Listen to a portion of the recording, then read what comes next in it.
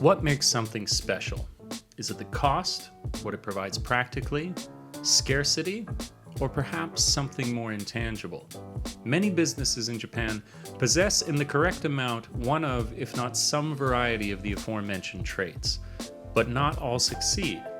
Could it be they are missing something that has less to do with a business plan or location and more to do with minutes, hours, and years? Something that does not always guarantee success, but so often plays a role in it. Let's explore one of the most popular businesses in Japan, the Capsule Hotel, and see what impact its history has had on it.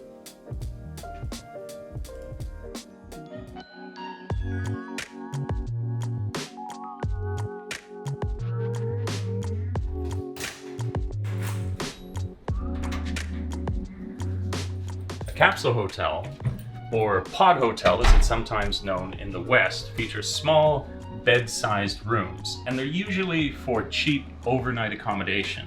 They were first created in Japan in 1979 by Kisho Kurokawa, and they share with hostels the idea that you would have a communal space for the amenities that you use, and they run you about 2,000 to 4,000 yen per night in Japan. That's about $20 to $40.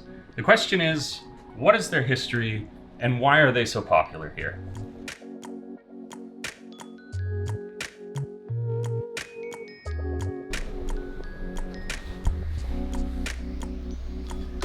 Japanese salarymen work famously long hours, and they have a famously difficult drinking culture. And as a result of that, they would miss the last train, whether they were in the office too late, they were too drunk, they were too embarrassed to go home. And from that, the need for capsule hotels were born.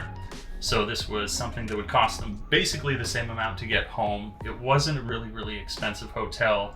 They could shower off, do it for the bare minimum, and then get ready to do it all again the very next day.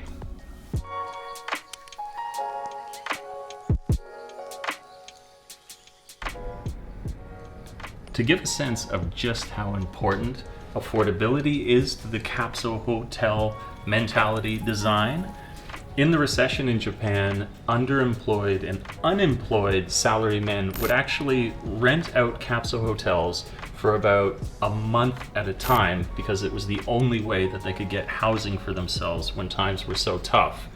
In 2010, in Shinjuku, this type of client accounted for about 30% of how many people were registering at some of the very popular capsule hotels there.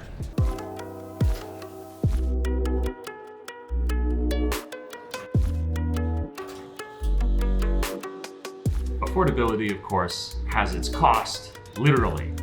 And in the first generation of capsule hotels, this meant that if you wanted the authentic salaryman experience, you were going to have paper-thin walls, you weren't going to have air conditioning, there were no extra amenities, there was nothing but the bare bones to get you through the evening.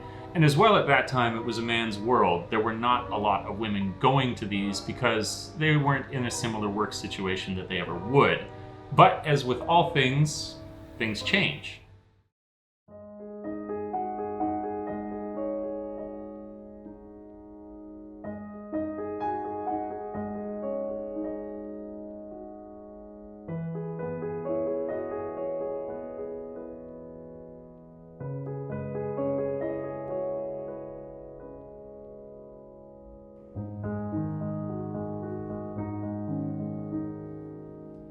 Second generation capsule hotels are born of international interest. It was all these people abroad who heard about the hardworking salarymen of Japan and these capsule hotels that they were staying in, and they wanted to have that experience for themselves.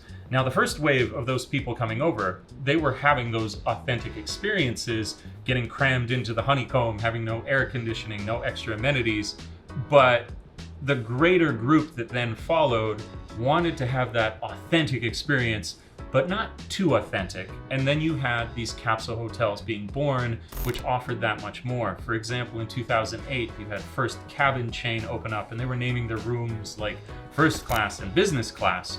Or, like the one that I am now in, Zen Hotel, they're offering you a cool design aesthetic, something that you're going to pay a little bit more of a premium for, but everyone gets a chance to participate in. Of course, women are welcome here. They have co-ed floors, and they're offering so much more in the way of comfort, where you showering off, it might have been with a rag and a stick, and now you have rain showers that you're going to use, and you have workstations and Wi-Fi, anything that you could possibly want. Pro tip still remains: if you want to have a good night's sleep, you are still adjacent to people, so you're going to want to bring Mimi-sen or earplugs.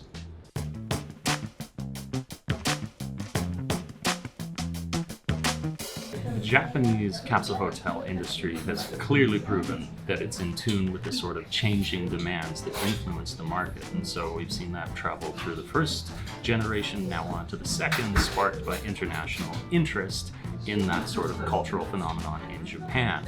And you can bet with the coming Olympics that this is only going to increase, and we're likely to see a third boom as greater international interest lays its eyes on this cool, unique, singular experience that you can have here in Japan. And with the new second generation offering amenities and comfort similar to something you would see in a business hotel, you can bet that it's going to be fascinating to watch this evolve in the coming years.